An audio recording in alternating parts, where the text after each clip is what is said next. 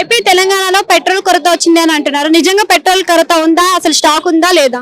Stock లేదా అంటున్నారు. పొద్దుగాల నుండి పూర్లో కూడా చెప్పారు, టీవీలో కూడా చెప్పారు మొత్తం లేదు పెట్రోల్ ఇక్కడ అని. ఇన్ని నెలలు అయితే మంచిగా నడిచింది. అప్పుడు అక్కడికి వెళ్ళి వస్తలేకుండా అనగానే వస్తుంది, మంచిగా వచ్చింది. ఇప్పుడు వస్తుంది, వస్తలేదు అంటున్నారు.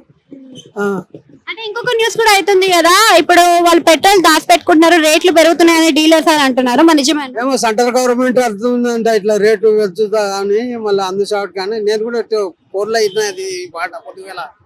మళ్ళీ ఏ మాటలు ఇన్ని దినాలు మంచిగా దొరికింది, ఇయ్యాలనే వస్తే ఇట్లా అవుతుంది. 28 రూపాయల దాకా పెంచుతారు అంటారు, మరి పెంచుతారు అంటారు నిజంగా?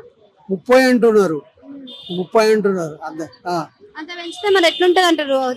ఎట్లుంటది అంటే ఏం చేద్దాం, నడుస్తుంది అట్లా గవర్నమెంట్ మనది. అంటే ఇప్పుడు చాలా వరకు నో స్టాక్ బోర్డ్స్ పెడుతున్నారు, ఇట్లా క్యూలు కడుతున్నారు కదా, మరి సామాన్యులకు ఎట్లుంటది అంటారు? ఇప్పుడు తక్లీఫ్ అయితే కదా మనం, ఇప్పుడు పోవాలి రావాలంటే కానీ ప్రాబ్లం ఉంది కదా, ఇప్పుడు ఎట్లా చేయాలి, మీరు ఎట్లా అవుతుంది ఏమో చెప్పగలం. ఇక ఇప్పుడు పెట్రోల్ లేదు నాకు. ఎప్పటి నుంచి నిల్చున్నారు ఈడ?